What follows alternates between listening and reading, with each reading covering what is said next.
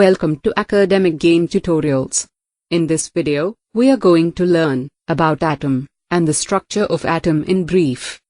But before we begin, if you haven't subscribed to this channel yet, just click on subscribe and press the bell icon.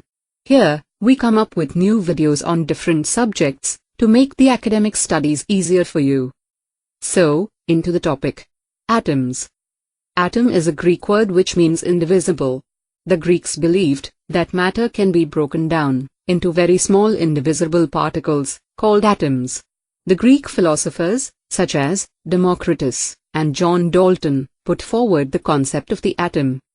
Atom is the smallest unit of matter that is composed of a positively charged center, termed as nucleus.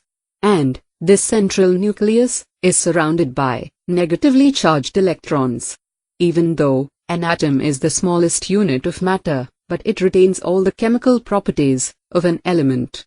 For example, a silver spoon is made up of silver atoms, with few other constituents.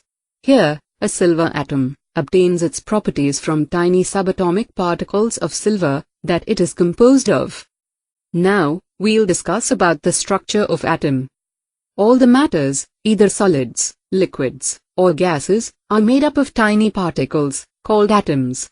The structure of an atom can be basically divided into two parts: an atomic nucleus and an extra-nucleus part. The tiny atomic nucleus is the center of an atom, which constitutes of positively charged particles, called protons, and the uncharged particles, called neutrons.